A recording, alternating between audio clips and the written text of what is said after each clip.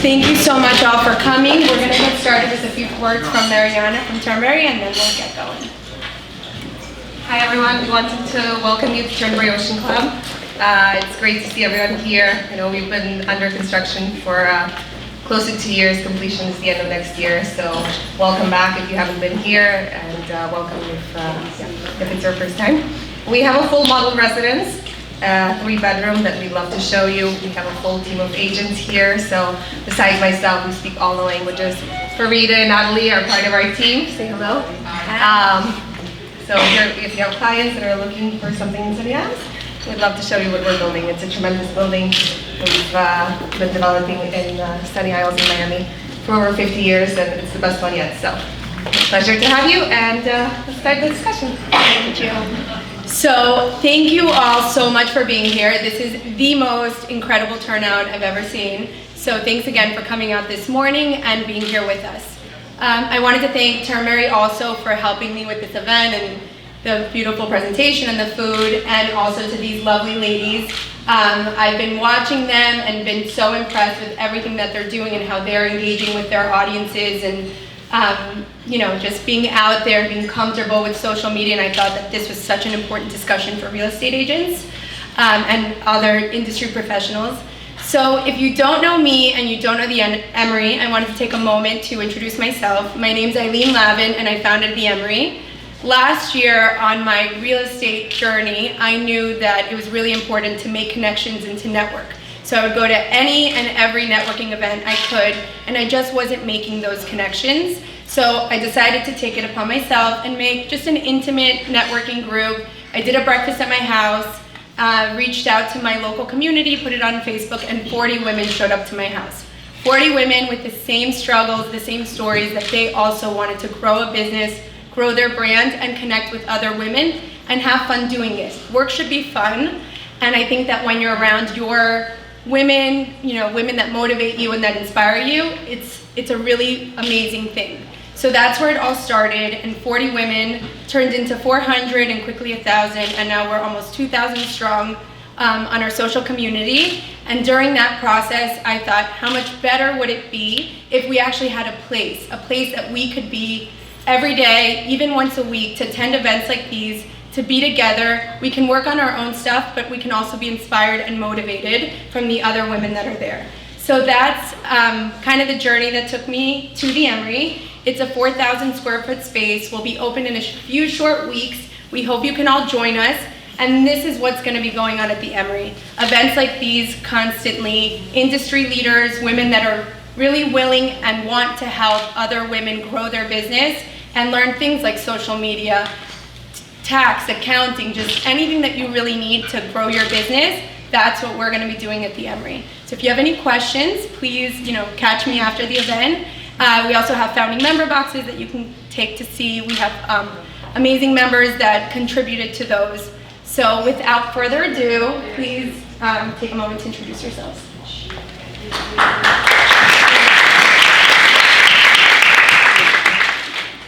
Hi everyone, I'm Dina Goldentayer. I'm with Douglas Elliman Real Estate. I've been in the business for 14 years. I'm in the sports and entertainment division, and I'm also in-house sales at 87 Park, which is a competitor to this project. Hello everyone, Mariana Shulga. I'm with Sotheby's and Turnberry since the beginning, and hopefully till the end. So we'd love to see you back here with clients. Thank you. Hello everyone, my name is Alyssa Jansheski. I'm with the Jill's team on Coldwell Banker, Miami Beach. Hi everybody, my name is Bethany Martinez. I'm a broker associate with Related ISG. I've been in real estate for about 5 years, and I specialize in residential, and I stem from a hospitality background, so I love connecting with people, and I think that's how I grew my career. So I'm so happy to be here to share that with you guys. Hi, I'm Rochelle Cavalier. I am with Douglas Elliman Real Estate. I've been in real estate for about 15 years. I practice primarily in Boca Raton.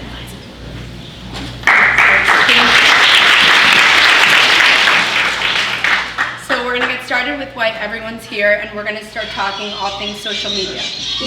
So the first question that I have is, why do you believe that social media is such an important platform to integrate into your everyday business strategy?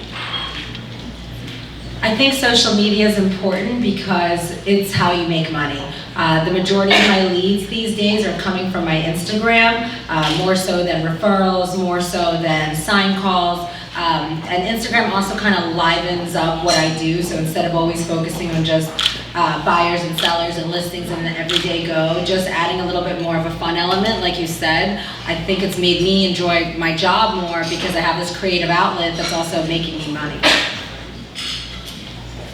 Social media, first of all, we advertise in a lot of places, but the thing that, yes, a little louder? Okay, so. Why it's important is because everyone is on social media. So, we here, it's more than just a building, it's more than a product. What we really sell is the lifestyle. And I have a lot of fun living the Turnbury lifestyle, everything from golf, tennis, a marina, private airport, all of those. So it's important for brokers and clients to constantly be engaged and to see what it is that we're, what the future will be. And this is a good way to showcase it. So I love social media because it allows me to get in front of my audience multiple times a day. Compared to other forms of marketing, an e-blast that goes out weekly or a monthly mailer, now we're able to get in front of our audience and our clients multiple times a day and push our marketing in front of them multiple times a day. Well, one thing that I like to highlight is that social media is free. I mean, it's free advertising, free marketing. You can basically paint a picture for everybody out there of what your everyday lifestyle is, and you don't have to spend $1. So we all know in real estate marketing is extremely expensive. Mailers, all these things that you put into advertising, and the fact that we have a platform that's free that you can use, if you're not using it, you're doing yourself a disservice, you and your business. Because I know tons of businesses that are growing and making a lot of money by using social media and not even spending marketing dollars anywhere else. So that's the one important takeaway that I can say. I'll share later. So I love real estate, I love social media, but I super have a soft spot in my heart for statistics. So if something's not effective, I'm probably pretty much not interested in that. This is a business after all. So the stat goes like this: 87 times a day, the average person does what? That's right, they check their phone. So I'm above average. Probably a lot of people in this room are above average on that, and some are less. But at the end of the day, people are checking their phones. At the end of the day, real estate is a relationship business. So Dina said the majority of her leads are coming from social media, right? I'm using social media more to deepen existing relationships. So Florida is a very seasonal market, right? So I have clients who I call friends, friend clients. Anyone? Hashtag friends, go over to use it. Anyway, super cute. There are people who are only down here a few weeks a year. So how do you stay top of mind with those people? Well, I do ridiculous Instagram stories, and I know who's watching me, even if they don't know that I know. So you can really use social media not only to cast a wide net, but to go deeper with people you already have relationships with. Thank you. So on the topic of social, and I know everyone has their phones out, if you want to hashtag the Emery social so you can find all of this great content and pictures, please use that hashtag. So my next question is, which social media platform have you had the most success with and why? Instagram, because that's what I enjoy. I was never really a Facebook person, so naturally it's just easier to do what you already liked. My page was private for a very long time, so when I made the transition to make it a public page and use it as a source to draw business, I just went to the outlet that I was already comfortable with. Yeah, definitely Instagram with the stories is just so much fun, and you get to share something new every day or multiple times a day, so highly recommend it. Instagram by far, and it actually all started about a year and a half ago. I had a call from an agent from Honolulu, Hawaii, and I answered the phone and she's like, Alyssa, I've been following you on Instagram for some time. Congratulations on your last sale and your 30 Under 30 award. I was just in Miami and I have 2 referrals for you, and those referrals totaled over $15 million worth. So that was my first aha moment that I was going to spend time on it. I think we can all say Instagram. Instagram is definitely the platform that I utilize the most, but I link everything to Instagram. So from Instagram, I'm posting on Facebook. From Facebook, I'm sharing to LinkedIn. I mean, I can try to connect all of the platforms together so that I'm not wasting just one post on one platform. I think it's really important to make sure that you set them all up. I even have YouTube, so whatever videos that I create on YouTube, I share them on Facebook and vice versa. And I've noticed that there's a market on YouTube that's different from the market on Facebook, that's different from the market on Instagram. So if you already are creating one type of content, just utilize it on all the platforms. It doesn't take that much time to have them all set up so that they can all work cohesively. And I mean, just like her, I received tons of referrals on Instagram through other agents that I build relationships, and those are my referral partners now. So whenever someone has a client leaving California coming to Miami, they send them directly to me. And 3 of those clients, I wasn't even able to facilitate myself because they were West Palm Beach. So I referred them out to an agent over there, collected my 25% referral fee, never even saw the client. But all of that came through Instagram and being present and showing people my day-to-day life, what I do, and that they can trust me because they see, you know, pretty much everything that I do throughout the day. Okay, I'm gonna go in another direction with this. So the majority of my clientele, with some exceptions, I'm in the sports and entertainment division along with Dina. And so when we get into the young athletes and their families and their teams, these people are on Instagram. Okay, these are our Instagram peeps. I'm in Boca. We have some, you know, older demographic who I love. Hi, my Boca peeps, I love you. And they are watching me on Facebook right now.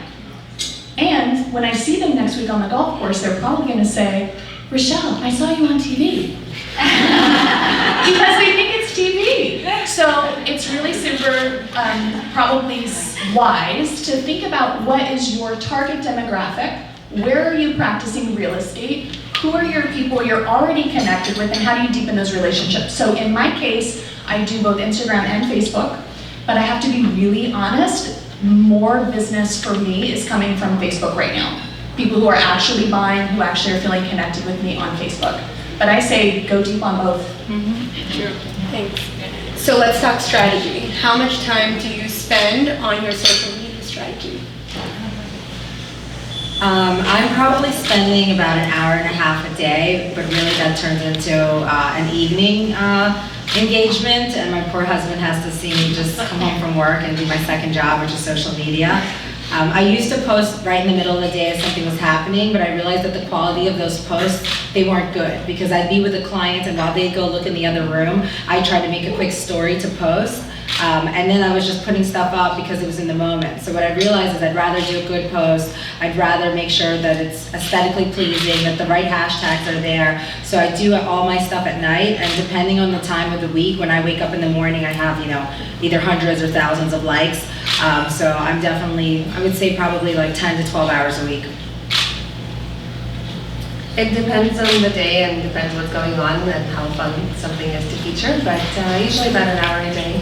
And I kind of, unlike Dina, I just go as it's happening. I think it's more interesting to some clients.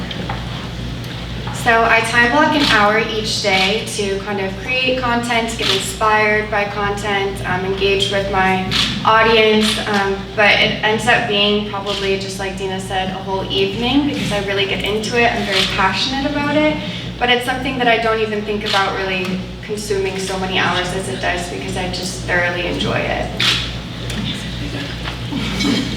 Okay, so I'm a little bit different. I document daily. I mean, from the moment that I wake up to the second that I go to sleep, the phone is always there. It's easy, it's accessible. And where I saw the true growth come from my social media was when I started documenting the daily activities. I mean, I get so much interaction and engagement by the simple affirmations that I post every morning, and then down to the clients that I'm scheduling, talking about those appointments during, after, beginning, middle, end. And I feel like people are following me along the journey.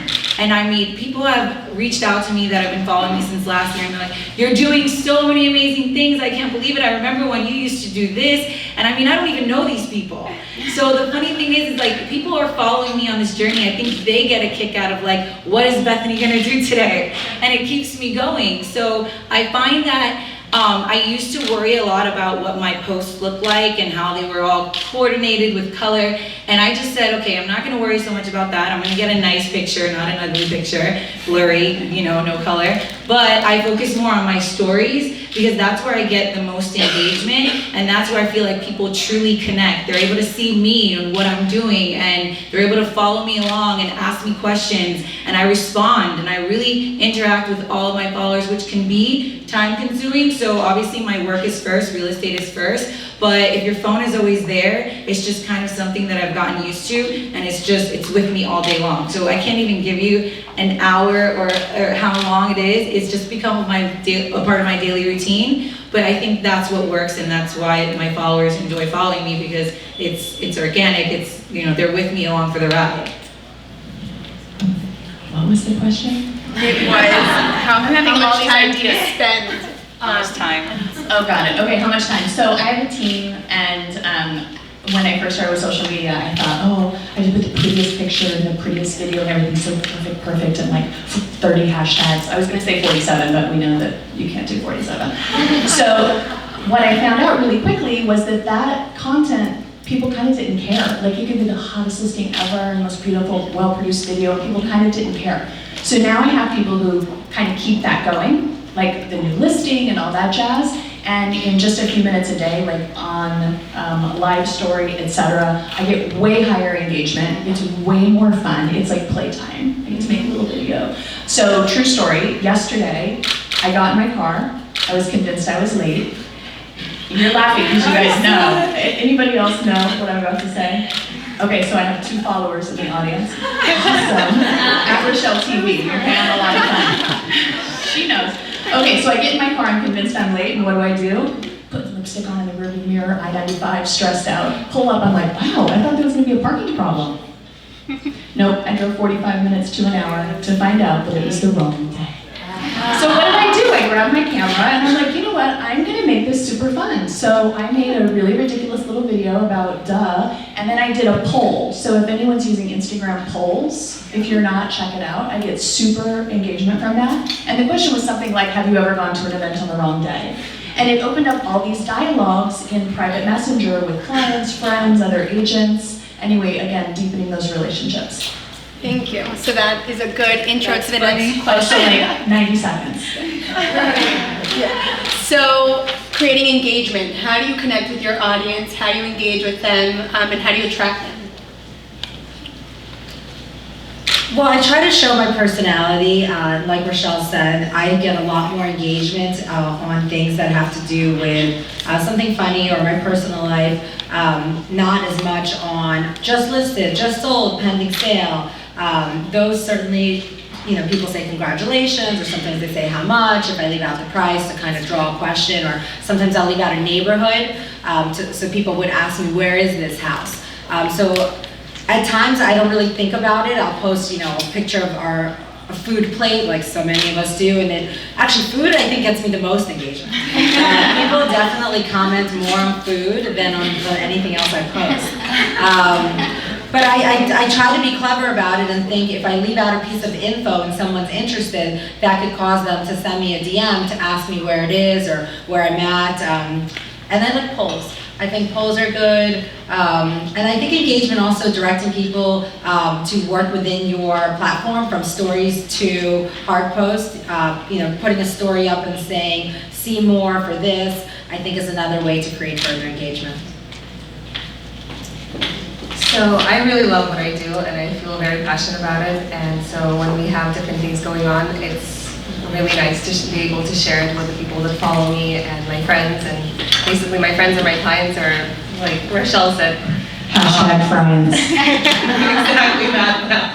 So it's a cool way that you can share something so instantaneously and on such a wide platform, because everyone's on it. And most likely they're watching you. Sometimes you might not realize it, so that's something to keep in mind. But yeah, it's really cool. And the new era, it's just, everyone wants instant content.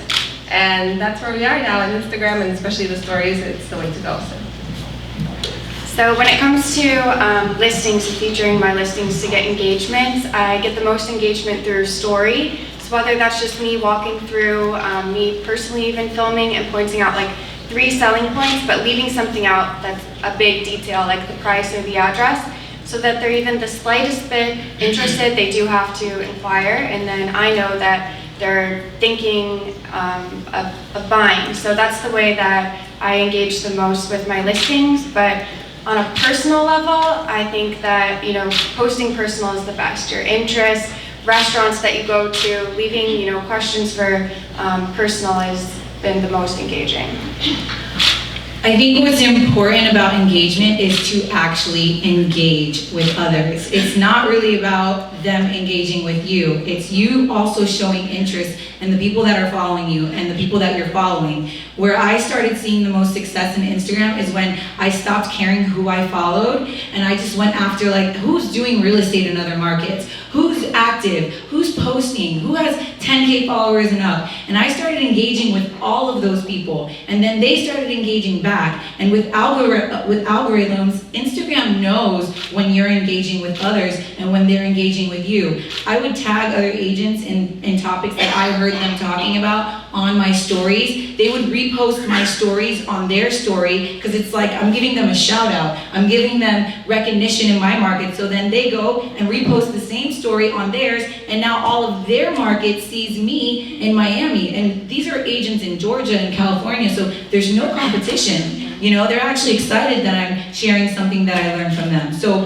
where I saw the most success is actually engaging with other people, liking, commenting. And then when people would comment on my page, I wouldn't just, ignore it. I'd say thank you, or that's awesome, and just kind of, ask questions and keep that going. It can get time consuming, but while you're already there, if you truly care about engaging with these people, that's what you have to do. You have to also engage as someone using the platform. And that's also what happened with this event, because we all reposted each other's posts, tagged each other. Yeah. I kind of created a little community. Yeah. Mm-hmm. And that's how I DM'd everyone pretty much on this panel, and then you guys connected me to each other. So, that was a little side note, but that's how we connected. So I, reached out, and you have to feel comfortable to, reach out to people and connect with them through Instagram. I mean, that's what it's there for. And you can't be scared. Yeah. You can't be scared to reach out to someone or to ask them a question in your DM or just to try to connect, because I think sometimes we're intimidated by, what we perceive of the person on their page, but maybe just a question and just a connection, maybe a coffee, anything to try to just reach out to that person will open up a conversation instead of just, a like, and then that's it.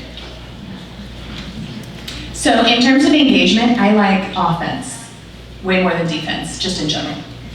I'm an offense girl. So I like to look at certain people who I follow, who are particularly people I know who are gonna buy and sell in my core market. I do also do a lot with other geographic regions, what I call feeder markets. So my New York agents, my New Jersey agents, my Long Island agents, even out to Aspen and in California. So I stay really connected with them. I like to stay in tune with what they're doing in network. But in terms of buyers and sellers, I like to watch their feeds, watch their lives, and reach out and engage. So sometimes I actively will go out, particularly somebody I'm trying to gain as a client. So you've gone on that listing pitch or you've met with that potential buyer and you just haven't quite put it together. I get really hot and heavy on their feed. It sounds like a stalker thing, but it's actually really friendly. I'm super friendly about it. But I would say go on offense and actually reach out to them about things that they're talking about and what they're doing and what's interesting to them. And I stay away from what I'm doing and my listings and how fabulous I am. Thank you. Awesome answers. So one of the biggest questions I've gotten basically since this whole thing started was, should I have one account or two, one business, one personal? And if I did decide to have one, how much of my personal life should I include and what would that look like? That's a great question. I have one account because I would overthink it as far as, do I post that on business? Do I post that on my personal page? When I did make my page public and realized that I'm gonna focus on using it as a source of business, I did have to go on my feet and clean it up from the last 5 years. So it's no more bikini pictures, no more like pictures at the club, like this is now my business page. So it definitely becomes a more concentrated effort that if I post this, could this offend someone that might want to work with me? So I'm sure I don't get it right all the time because I still want to show my personality and have a sense of humor about things, but I definitely think about, you know, is this skirt too short for the people I'm trying to, you know, work with? So my life and my work are very intertwined, so I have one account. I really enjoy what I do, and I think, you know, especially it's important to show your passion. So most of us in real estate, we like what we do, right? So, and it's a great way to show, especially clients that might not live in Florida and brokers that might be from other states when it gets cold. It's a great way to see, hey, it's time to visit Miami again. There's a lot of fun things going on here. The city has a lot of different events and anywhere you go. So I think one account is kind of nice, and it's good to be personable. And if you have everything separate, then maybe, you know, they either have to follow both of you or, yeah, so I recommend one, and just have fun with it. That's the most important thing.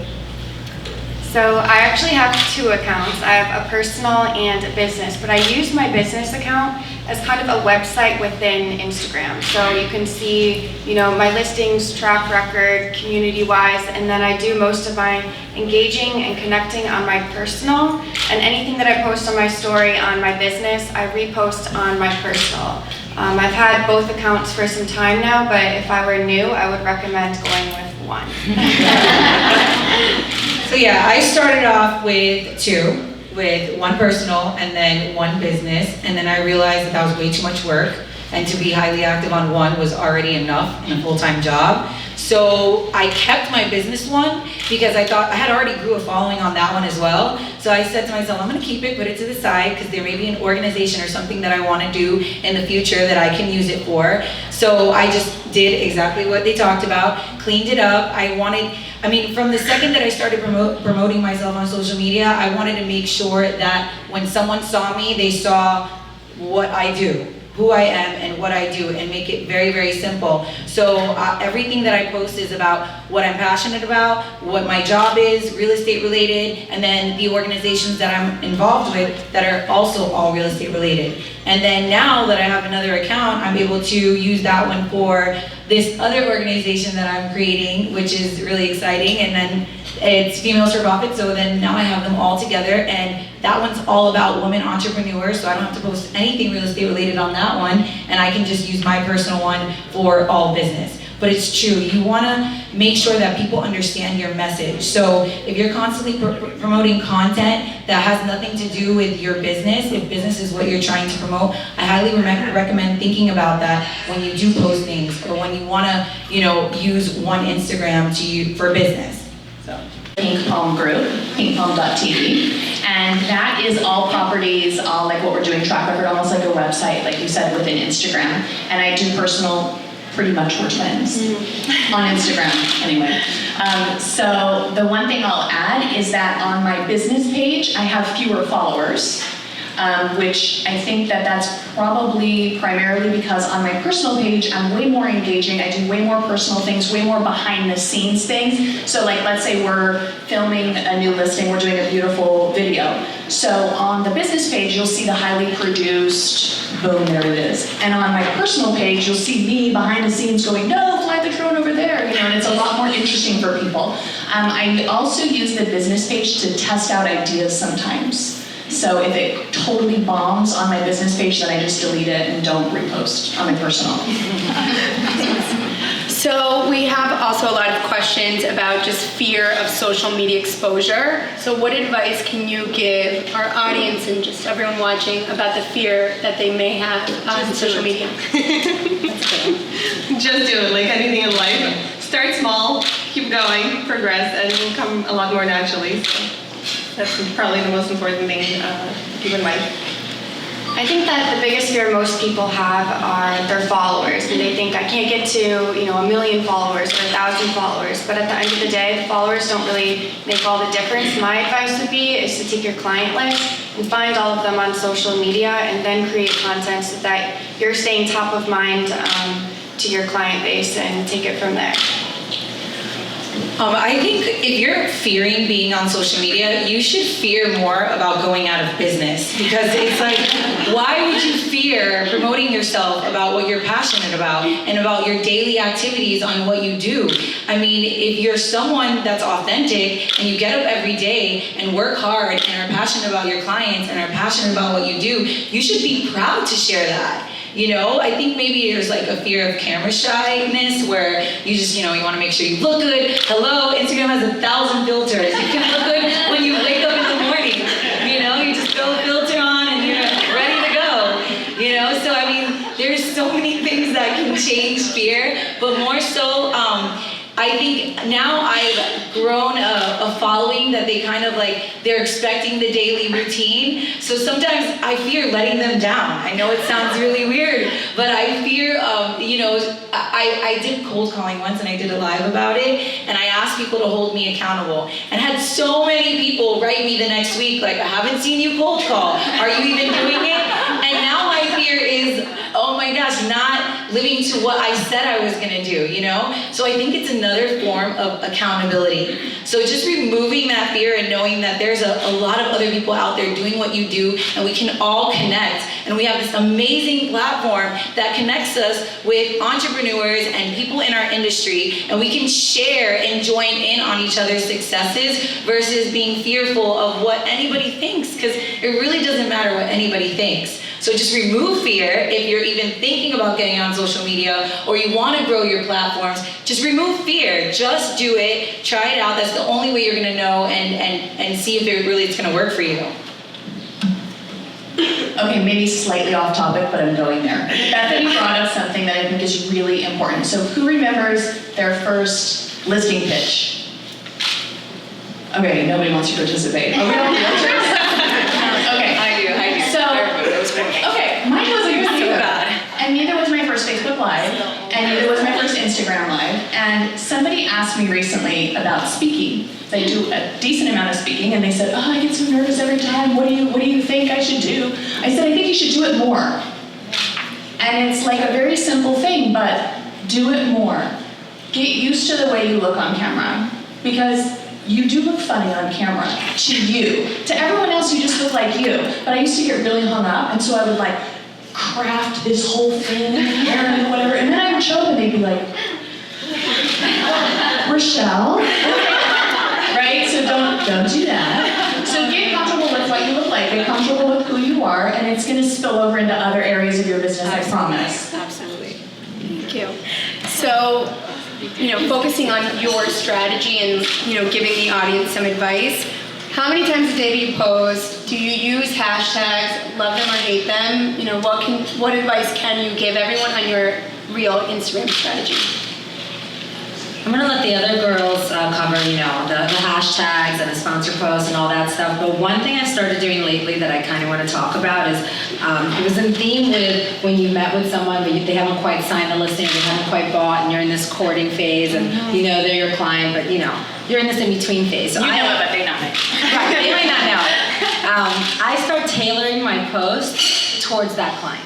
Because I can see they're watching my stories. So if I'm going up for a listing on the Venetian Islands, all of a sudden I'm going to be posting a lot of stuff on the Venetian Islands, So I'm stealing that. we all steal from one another. That's another thing. It's sharing. When I see Alyssa post a good post, whether it's the layout of it or the content, I'm going to go with it. I'm inspired. So I think that is one way to kind of subliminally get into someone's head. So besides hashtags, the other thing that I think is important are geolocations. Like if something's happening in Sunny Isles, you want to make the world aware that this is where it's happening, and that's what we found works really well. Wherever you are, a new restaurant or a new place or whatever it may be, it's cool to share with your followers, your friends. So do more. So I'm gonna piggyback off of that, and tagging location has been, gives me a lot of results, because when I do tag the location, I go through and see everybody that has been there and start engaging with those people. So, if I have a listing at the One Hotel and Homes, then I'm talking to those people that are there right now and getting in front of them. So locations, I think, have been giving me great results. That's smart.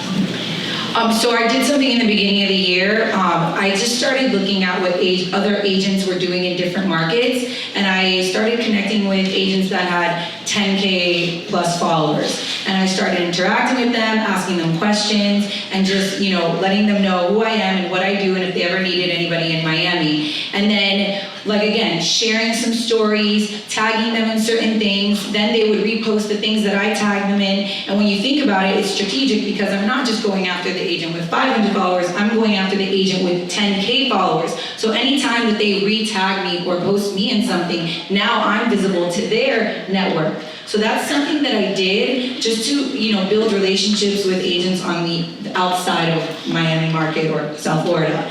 And then from there, I just started seeing it started growing, because imagine all these other people that are following them are now seeing me. So that's kind of a trick that I did to get more visibility outside of this market with other agents, and it worked really, really well. And then again, going through their stories, seeing what they do, asking questions, using the polls. There's so many things that you can do, and definitely hashtags. Whenever there's something trending, or whenever there is something new to talk about, a new location, making sure you put one thing that relates in your hashtags, and that way when people search through that hashtag, you're able to pop up on the search feed. So yeah, that's my little trick for the day. So you asked about hashtags and frequency. I got some advice when I first went on Instagram, and it was 30 hashtags every time, make them the same ones, cut and paste, own your market, right? I don't think that works. And I don't know if the algorithm changed, or if I got bad advice, or if at some point I just decided it was lame. It could be all of those things. I will say that I have, I think, been doing better in terms of engagement. I've been more selective about my hashtags, and I've really tried to think for a minute, okay, who do I want to reach with this post? And what hashtags might they be following? So if you don't already follow certain hashtags, like hashtag Boca Raton, I follow that one. So anybody follows, or posts hashtag Boca Raton, I see it. So I use hashtags in both directions, and then on my posts, I only use a couple, and I try to get more strategic about it. In terms of frequency, you asked? No. That's okay. I'll answer the question I want to answer. Okay. So Bethany brought up something else, and she said it a couple of times, and I'm a person I don't have 10K followers. I don't have oodles and oodles of followers, but I bet you I know a higher percentage of my followers, IRL, in real life, than most do. And why I want to bring that up is I think that there is sometimes an idea that we should have oodles and oodles of followers, but I think that you can also be really effective in the social media game if you go inch wide, mile deep. Just go really deep with the people you have, and the other numbers will come. So I've given myself permission not to worry about that, and I encourage you to do the same. Thank you. So on sponsored posts, short and sweet, but have you used them? Do you find them effective? Anybody? Sure. I like sponsored posts when I post a picture or content that doesn't get a lot of likes, that I'm sad about it. I'll pay anywhere from $50 to $75 to sponsor it, and then it goes up probably 15 to 20% as far as viewership and likes. I don't know that I actually get leads from those sponsored posts, because it's hard to say when someone reaches out to you if they came from your general post or from you boosting it. But it makes me feel better, because I am vain in that way, and I want to see more likes on my posts. Actually, I'd like to say the flip side of that. I got some advice from a social media super influencer at one point at a conference who said, if you have, you put up a post and you pretty quickly know if it's a unicorn or a donkey, right? So if it's a donkey, let it go. This is just the advice I got. And then if it's a unicorn, boost it, right? And have more people see it, and they're gonna see something that people have gravitated toward anyway. In my own business, I sponsor things that I want a teeny tiny segment of the market to see. and it'll be something like usually strategic, like I'm trying to push an event or a specific listing or something very specific in a very narrow area. And so, you can select your target audience and go narrow, super niche. I found that to be the most effective, and I'm also super frugal, so. So we've tried them a couple times, but realistically, I think geolocations and also hashtag like Turnberry Life, you get more organic followers, which is more important than paying for people to like you. It's nice. It gives I you don't some- agree. It's a nice boost, them to like but you want the real people to like you, the ones that know you, the ones that are interested in what you're doing, not just, We like it. Thank you. I have not used the sponsored post, but I do spend a lot of time, engaging with my network, instead. I actually used sponsored posts to get rid of some listings that were hard to sell. They were mostly rentals, and they were unique rentals, so they probably didn't cater to the everyday person looking for a rental here in Miami. So I would sponsor them, and through Facebook and Instagram to people in New York or other cities that I thought would be relocating. And then also for events, I did sponsor posts for events, and it worked really, really well because you're able to, say what market you wanted to go to, whether it's men, female, what age range, how far out in Miami. So I got a lot of good feedback when I sponsored some posts for events. But yeah, I think it's great that we even have that option to sponsor because again, it's like marketing, except, when you pay for marketing for an advertising company, it's a lot more expensive. Here you can say, oh, I want $30, $5 a day, and Facebook and Instagram will take care of it for you. So it's very cost effective. So going on to Bethany's answer, I actually, because you follow somebody or you engage with them, there's different ways that you could use Facebook ads, but I saw her, the Females for Profit event constantly. I'd be scrolling because I obviously follow her, I engage with her, so I do think it's great, if you do a little bit of a boost, because you can target a very specific audience, people that are already engaging with you. It could be $25. I don't know what you spent, but $30. it's a really, I saw it every day, multiple times a day. So I knew what was going on. It was a video. It was awesome. And it was only 3 days prior to the event, so I just said, might as well get it out there. And I got so much feedback in those last 3 days that I'm like, wow, this really works. Yeah, so kudos. IGTV, are you using it? Do you love it? What tips can you give everyone? Because I know it's, the newest thing. Anybody? I just started using it. So what I do is whatever videos I'm making on YouTube, I just put them on IGTV. And it's interesting because I'm still learning it myself, but with all the apps you have these days, you're able to just crop a video that you take landscape, put it on portrait, and you're able to just add it to IGTV. So again, it's a simple click just to use them on all platforms. And then I know we talked briefly about live. Are you going live? I know we had spoken about Facebook Live or using Instagram Live, and if so, what do you see the feedback is? Are you getting engagement that you need? So live, we've realized that it's wonderful when we have things that not everyone can attend, but they want to see what we're doing. So we had a lot of great wellness speakers or lifestyle speakers, and if you're on the other side of the world but you want to see what's happening in Turnberry, hashtag Turnberry Life, follow us, and it's been a lot of, we've got great feedback from it, so yeah, highly recommend that. I'm not ready for live. I know my limitations, so I'm not there. I'm with Dina on that one. I go live again when I want to hold myself accountable, and sometimes if it's something interesting and funny that I'm struggling with, I tend to share it with people, and they give me a lot of feedback, and then they ask questions, and they're like, "Oh my God, I can't believe you did that. I'm looking forward to doing that. What's your advice?" So I tend to use it when I'm most uncomfortable, really, and that's what's worked for me. So obviously we're all using Instagram and social media to generate leads and profits. What do you think specifically that you do that has gotten you the most success to actually generate a lead and then ultimately close a deal?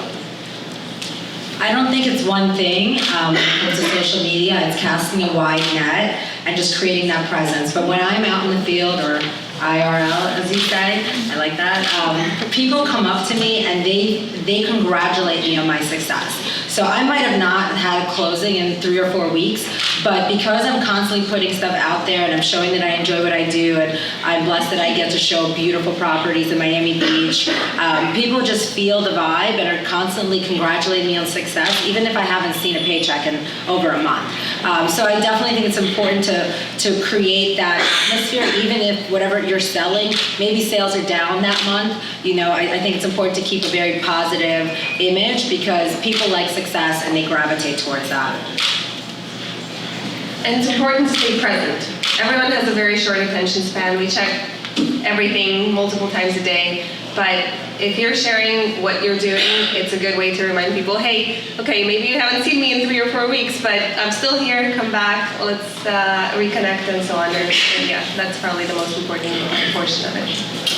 So when it comes to generating leads, I love this example because it came from posting personal content, and it was when I recently had gotten engaged and I was following this other girl that had recently gotten engaged, and she saw a post of my listing and she DM'd me and said, could you please send me the link to this? And so her and her husband came down, they saw 2 properties and they ended up buying one.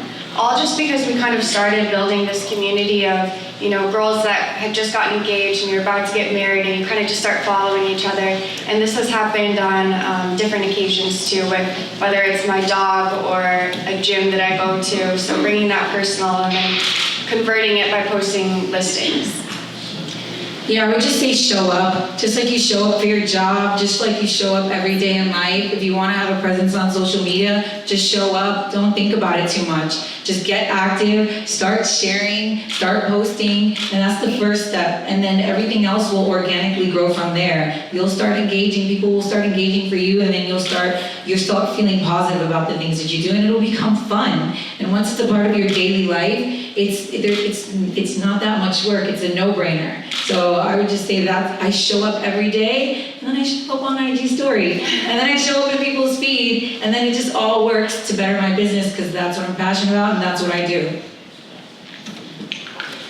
So the question is the one thing that we do that makes the difference in social media, and I'm going to use a one-word answer, which is engage. And you can engage on a number of levels, and sometimes you're engaging not directly, like it's more gentle, right? Like being a presence, like Dina and Alyssa both mentioned, that people sometimes congratulate them on success. These are maybe people you haven't seen in months, but you're maintaining a visibility, so you're like behind the scenes engaging.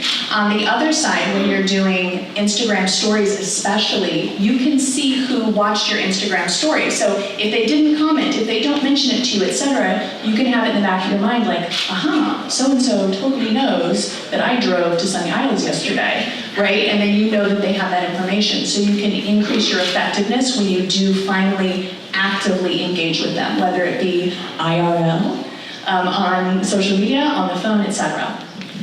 Thank you. So before we come to close to an end, do you see any trends, like what do you see happening in real estate in any profession on social media? The biggest trend is definitely video, and lately I've been using the word film, and I think film is more appropriate when you really spend the time and the money to create a production. The films that I've been doing, I mean, they really have been professional, and I almost feel like I'm downgrading them by calling them a video. And when I post one of these films, it's definitely the most likes, the most viewership, the most comments, and I feel like I get the after effect for weeks of people commenting. I saw this video and film that you posted. So for sure, it's time to invest in curated film product. I think that is definitely the next level. I just wanted to touch base on something we talked about in the previous topic. So I love to travel, and I travel a lot personally and for work, but you have to be careful about what you post, because sometimes whenever I see someone, they're always like, oh my gosh, you were just here and you were just there. And I'm like, no, I'm always in the sales gallery. This is where I spend most of my time. And they're like, no, you were just, in Spain and wherever else. So be a little bit careful, make sure that it's a good mix of work and life, because sometimes the fun stuff overtakes your professional, so. Okay, I'll go back to piggyback off of Dina again. So I agree that film is becoming very relevant and a trend now. And I think, for me, I prefer to watch a video that's informative over than reading an article. So I think that films are going to be more detailed and more informative rather than just articles in print. Yeah. Definitely videos altogether. It's changing the game for everybody's business. So if you're not using it, start using it, because just with Facebook alone and statistics, it says that videos are what get the most reach. And now that Facebook and Instagram are one, I mean, it's just something that it's no matter what, it's only going to grow and take over. So videos is definitely where it's at. Video. Awesome, thank you. So we reached out to our Emery audience and we got a question from MC Crystals. So I know we briefly talked about it, but she asked, how do you get people interested in my content organically? ! Hashtags have not worked. Okay, like the short answer is be interesting. And I know it sounds hard, but like really, if you're like, strawberry in Publix, like nobody cares. Good one. Awesome. So thank you so much to everyone. We want to go into Q&A. We hope you all have questions. Eileen, the other thing that I wanted to mention is we provide a lot of interesting content. So if you can't come up with your own, reshare what we're sharing. I'm sure Dina has for 87th Park. We have returned very, and yeah, that usually helps. And it gets good engagement. Yeah, and it shows that you like someone that you're resharing it to. Good answer, Mariana, for the win. Hi, my question is, do you guys choose a specific day of the week that you see the highest engagement, most likes, times, afternoons, mornings, and on which platforms? I like Monday night. Monday night seems to be, people are like laying in bed and definitely Recovering from the weekend. I posted 11, 12 o'clock in the noon, and that's gotten a lot of activity, and also like 6 and 7 o'clock at night. And I don't really worry about the day, but those are more of the times that I've seen engagement is really high. But again, I just post whenever. I obviously don't even have a map for it. I like Monday nights also. Depending on who your audience is, if there's some event like happening on television, like old-fashioned, old-school television, like a sporting event or something like that that you can't Netflix or YouTube, on the commercials, if you're a sports fan, engage with your people on the commercials because they're in their phone as soon as the ad starts. The other time I found is effective is like midday on a Saturday or a Sunday. So people are like chilling at a Starbucks or whatever, kind of scrolling. Thank you. So I actually have 2 questions for you ladies. The first is if all of you agreed that quality of followers is more important than quantity. And also, I know one of you mentioned the majority of leads is coming from social media. Is that true for all of you? My business is still very much referral based, but I would definitely say 50-50 of referral versus social media. And your other question, again, I'm going to take the position of, I think quantity is important, and you get the quantity when you do a quality post. That's true, and I didn't want to send the wrong message with my I don't have as many followers, I don't have tens of thousands. There is something to be said to be in a pitch or working with someone and they're like, wow, she has like 20,000 followers. So I don't want to send the impression that I don't want them. I just don't currently have them. So I'm playing with what I have, increasing quality with the end game being quality plus quantity equals Rochelle for the win. Yeah.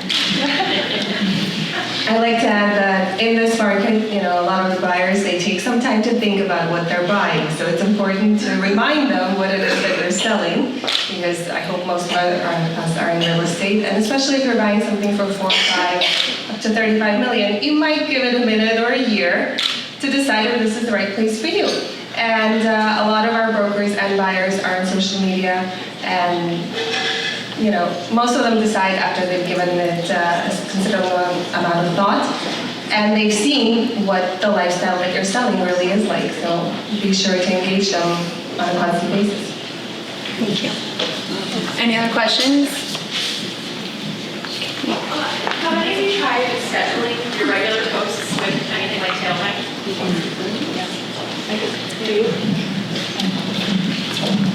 I have played with scheduled posts. I use Hubzu, and the certain types of posts that are like recurring, I call them kind of filler stuff. Especially when I'm super busy, it kind of saves me, so I don't just disappear from view. I know there are a lot of options out there. That just happens to be the platform I know how to use. I actually have an answer for that. So what I found, because I do a lot of social media research, there are specific, I think it's like later and maybe even Panelist, or you'd have to double check that, because Instagram can ban, like won't, either share it or you'll have issues when you move content over. So you should definitely check that. I mean, I've heard the number 1 is for you to do it yourself. I've also heard on the hashtag, now it's going to 10.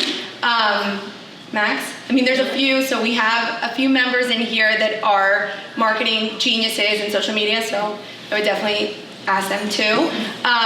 But that's what I've learned from there. Any other questions? Go. So this is for everyone, I guess. So for social media, I know a lot of thought goes into the planning of posts. What apps do you guys use besides, of course, Instagram, Facebook, to create the content? Is there anything that makes it look more aesthetically pleasing? Things like that. There's 1,000 apps and it gets overwhelming, but there's apps like InShot, Camera, Canva, which you can create like flyers. InShot, you can crop videos that are maybe landscape versus vertical. I literally have a list of them and everything that I use it for. I can share it with you if you like, because they all work for something different. And whenever I want to do something really quick and on the go, you just have an app and you use it. So there's another one that's called Planet, which is like Planly. I don't use it anymore, but in the beginning I did, and it actually went in and told you what times when you posted got the most engagements and likes, and then it showed you what days worked better for you. Again, there's so many different apps, but I'll share the whole folder with you. Yeah. There's also Unfold is like. Oh yeah, Unfold is amazing. Really pretty. You can do 2 videos going at the same time. You can do a layout. You can actually make your story. Unfold is great. Yeah. And then what's nice with Canva, I know you mentioned, you can kind of like save so you stay on brand. So you can kind of create like like Instagram story template, and then you just kind of swap pictures, but you always have like that same font or that same aesthetic that goes with your brand. That's really nice. So it's really easy to use. You kind of just have to play around with it, but you save everything. It's free. It's free. All of these, pretty much most of these apps but are Canva, free. use on your computer. It's really hard to use from your phone. Yeah, definitely. Any other questions? Music and do a voiceover. So if you have a video and you want to talk over the video afterwards, you can actually do a voiceover in the app for that photo or that video. So that's been really cool. For those that have the higher following, how did you get there? And honestly, there's I continue to get emails about, hey, I want to boost your social media, quality followers. Did you ever do that? Did it work? Did you pay for it? Was it worth it?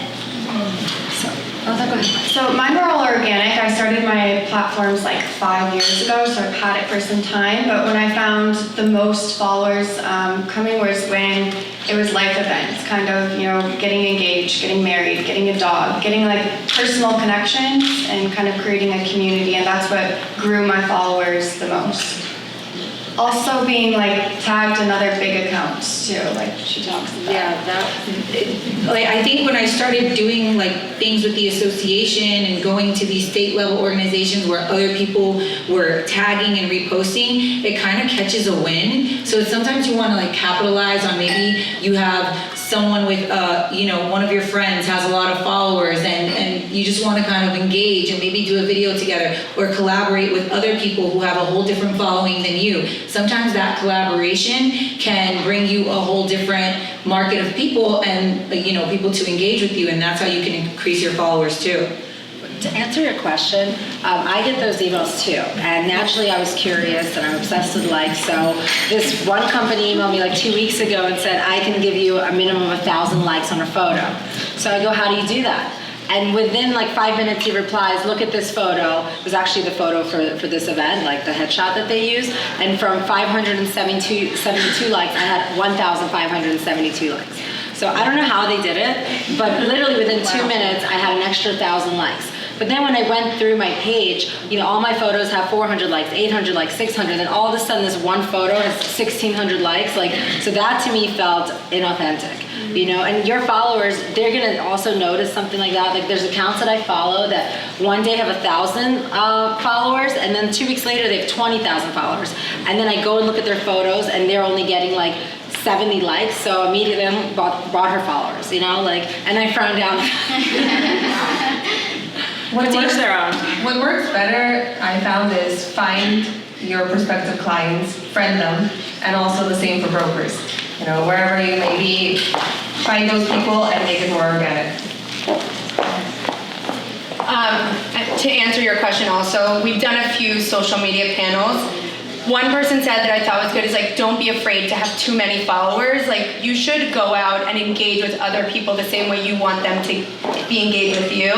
And there's micro influencers now. Not everyone has to have hundreds of thousands of followers, because you'll also see the change in algorithm. There are those that do buy their followers, but there are those that don't and did grow organically, but their picture didn't get seen, so they didn't get as many likes for that specific photo, or it didn't relate to their audience. So, there's no right or wrong. I mean, we all recommend, obviously, don't buy your followers, because people are looking and people talk about it all the time. As soon as you see who's liking, you see bots, then you start seeing their accounts and they're not real, and it starts to go away and it starts to look, really fake. So be okay if you're under 10,000, you're gonna grow. It takes years for accounts to get to 1 million.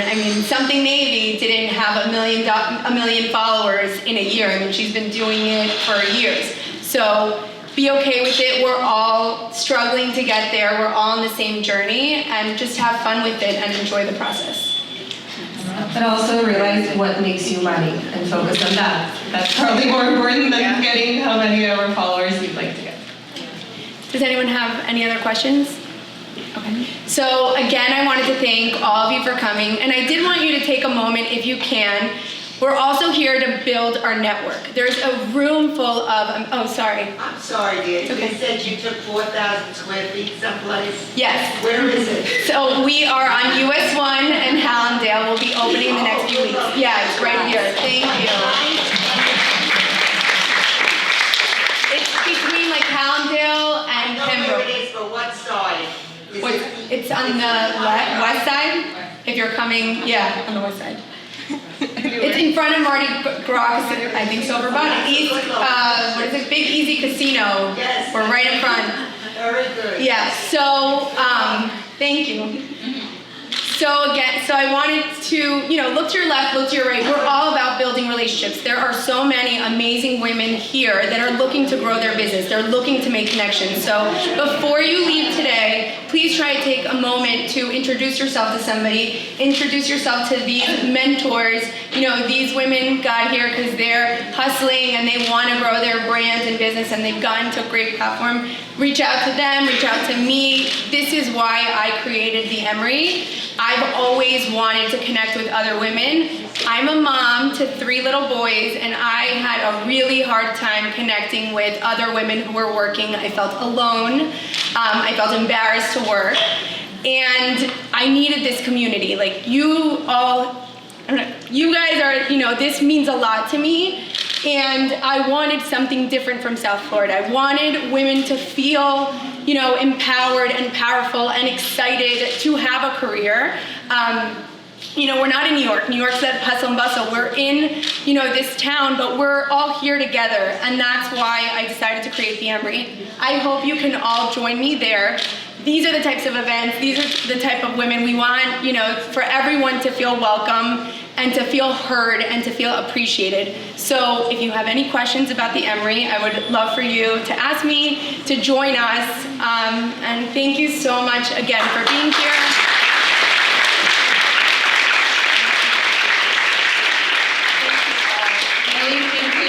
For hosting at Turnberry. We're so happy to have such a great turnout. If you haven't seen our model residence yet, it's in the back, a little bit hidden, but Farida, Natalie, myself would love to give you a tour.